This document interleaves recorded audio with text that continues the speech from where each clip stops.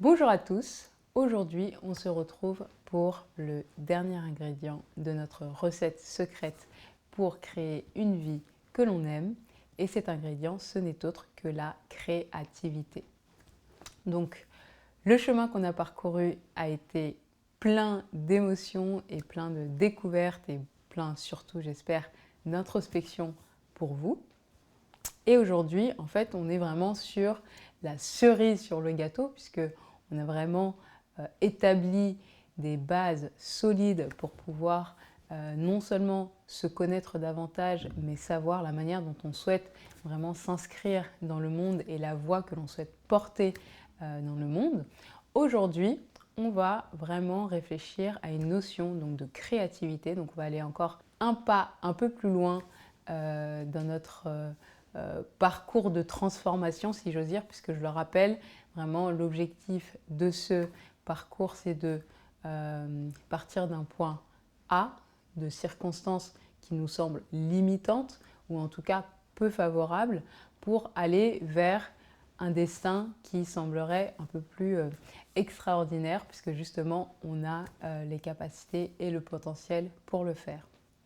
Donc, dans ce parcours, la créativité va vraiment faire toute la différence. Et quand je parle de créativité, je ne parle pas seulement de la créativité, on va dire artistique, qui va permettre à certains de créer des pièces d'art ou d'avoir des idées innovantes.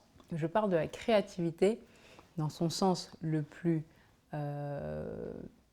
simple, si j'ose dire, puisque je vais parler vraiment de l'action de créer quelque chose de nouveau et d'apporter quelque chose de nouveau au monde. Et ça, c'est vraiment, selon moi, l'essence même de l'expérience humaine, dans le sens où on vient tous sur Terre, comme vous le savez, je l'ai déjà dit, mais je ne vous apprends rien, on est, on vit, on meurt. Et en fait, dans ce processus qui est très naturel, la beauté en fait de la vie humaine, c'est qu'on a la possibilité de créer. Et c'est vrai que les êtres humains, plus que d'autres créatures sur cette planète, ont un potentiel d'imagination et de création qui est vraiment exponentiel. Donc, notre objectif au cours de ce dernier ingrédient, c'est vraiment d'explorer les différentes manières dont on peut stimuler sa créativité, dont on peut vraiment la rendre palpable, si j'ose dire, et ensuite la manière dont on souhaite vraiment prendre des actions concrètes pour créer des choses nouvelles dans le monde. Pour aller un peu plus loin dans notre réflexion, nous allons commencer par une définition de la créativité. La créativité, qu'est-ce que c'est? D'après Wikipédia, la créativité décrit de façon générale la capacité d'un individu ou d'un groupe à imaginer ou construire et mettre en œuvre un concept neuf, un objet nouveau ou à découvrir une solution originale à un problème. Et c'est vraiment cette dernière partie qui va nous intéresser le plus, puisqu'il y a deux mots clés, original et problème.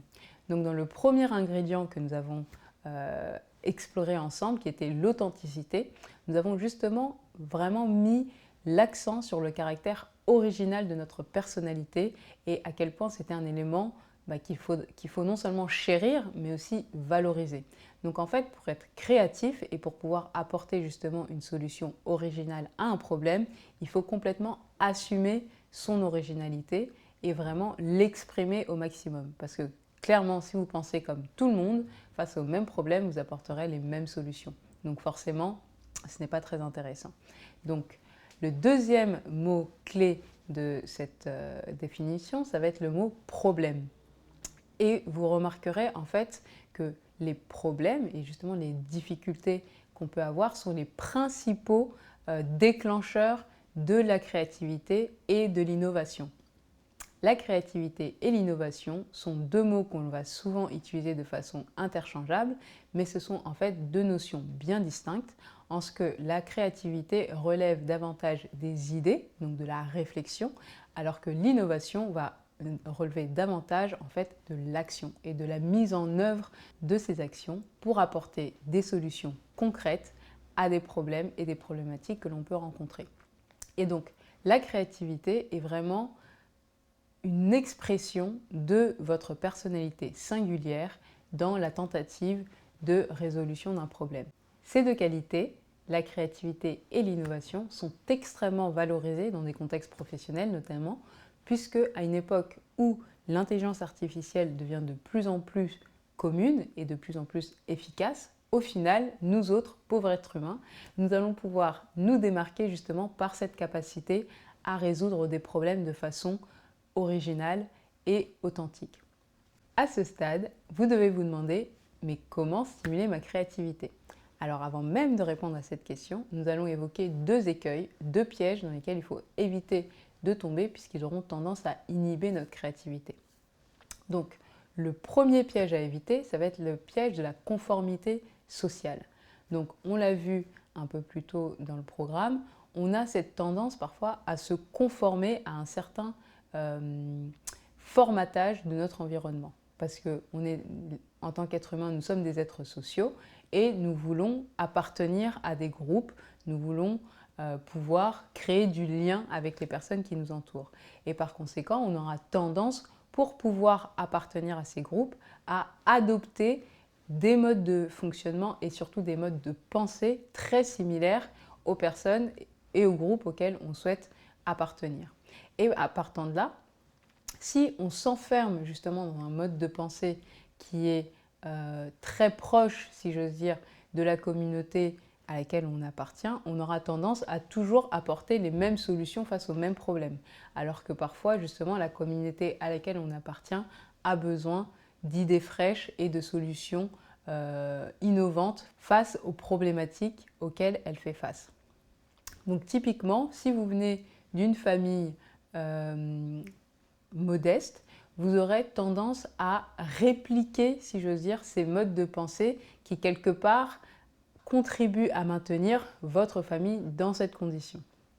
Donc l'idée ici, ce n'est pas de, encore une fois, complètement renier l'existant et complètement renier les éléments qui vous ont permis d'être qui vous êtes, mais c'est de savoir parfois les challenger pour pouvoir penser différemment et, comme on dit, penser en dehors du cadre ou think out of the box, donc penser en dehors de la boîte. Donc ça, c'est vraiment très important de ne pas tomber dans le piège du conformisme social ou familial qui va vraiment inhiber votre créativité.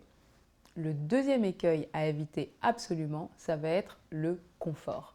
Effectivement, il est très confortable de penser de façon uniforme et conforme, si j'ose dire, aux règles de la société dans laquelle on s'inscrit, alors que penser, justement, comme on le disait à l'instant, en dehors des cadres établis, ça demande une certaine forme de courage. Ça demande une certaine forme de courage puisque vous allez devoir vous aventurer en dehors des sentiers battus. Et ça a quelque chose de vraiment terrifiant. Vous savez, je pense que la peur de la page blanche, vous avez peut-être été déjà confronté à cette angoisse de devoir écrire ou produire quelque chose sur une page blanche.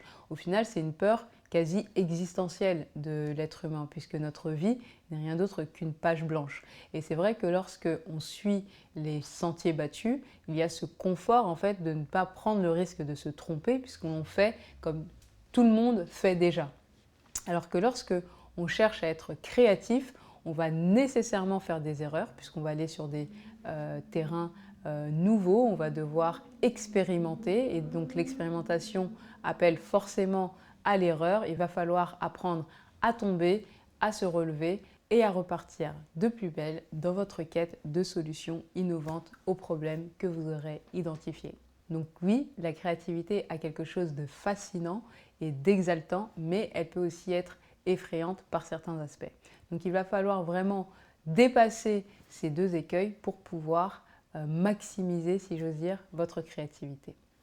Donc une fois que vous avez vraiment décidé d'embrasser la partie créative de votre être, il va falloir donc trouver des stratégies pour la stimuler davantage. Donc la stratégie la plus simple, si j'ose dire, c'est déjà, comme on le dit, d'identifier un problème et d'essayer d'y apporter une solution. Ensuite, il existe une multitude d'outils pour pouvoir y arriver. Certains vont utiliser des mind maps, d'autres vont utiliser des techniques de brainstorming, mais quoi qu'il advienne, il faut dans ce processus en fait essayer autant que possible d'inhiber la partie analytique de votre esprit. Donc il faut vraiment essayer d'arriver avec les solutions parfois qui vous semblent les plus folles avant de pouvoir dans un second temps, faire un tri qui lui sera un peu plus analytique. Mais dans ce processus créatif, il faut vraiment laisser la place belle non seulement à votre imagination, mais aussi et surtout à votre intuition. C'est-à-dire qu'il faut savoir écouter cette petite voix, si j'ose dire, qui est quelque part dans votre esprit et qui va vous insuffler des idées qui vont vous paraître un peu folle et un peu extravagante au moment où vous allez y penser, mais il ne faut vraiment pas censurer cette partie-là de votre esprit, puisque c'est cette partie qui va vous apporter, si j'ose dire, un air frais et des idées nouvelles. Donc, le dernier point à prendre en compte quand on est dans ce processus créatif, c'est vraiment d'essayer de retrouver un esprit d'enfant, un esprit joueur, un esprit malicieux, si j'ose dire, qui justement sait imaginer et se projeter dans le monde au-delà des limites que l'on s'est déjà construites dans son esprit. Puisque au final, notre personnalité, c'est un amoncellement, si vous voulez, de différentes croyances que l'on a établies depuis le plus jeune âge. Et ces croyances, au final, peuvent représenter des limites à votre créativité. Donc là, l'objectif, c'est vraiment de vous défaire de ces limites et de regarder le monde à travers les yeux d'un enfant. Donc un exercice qui peut être assez drôle à faire, c'est lorsque vous avez une problématique qui vous semble extrêmement sérieuse et extrêmement lourde, c'est de la présenter à un enfant et de voir sa première réaction, voir la première réponse que cet enfant va apporter à votre solution, et vous serez surpris de voir que souvent elles sont simples mais très pertinentes. Bien sûr, vous pourrez les retravailler, si j'ose dire, pour les recontextualiser, mais encore une fois, ne partez pas avec des a priori et des préjugés sur cette solution simple que cet enfant pourra vous apporter. Donc que ce soit effectivement un enfant réel ou ce qu'on pourrait appeler votre enfant intérieur, c'est-à-dire cette partie encore enfantine de votre personnalité qui a cette capacité à s'émerveiller et à imaginer le monde, encore une fois, au-delà des limitations qu'on lui connaît. Et voilà, c'est tout pour cette session d'introduction à notre 5e ingrédient et à la notion de créativité. Dans les prochains modules, nous allons donc explorer plus en détail la manière dont vous pouvez utiliser cet outil fascinant pour créer justement une vie qui vous plaît et qui soit pleine d'aventures. Je vous remercie et je vous dis à très bientôt.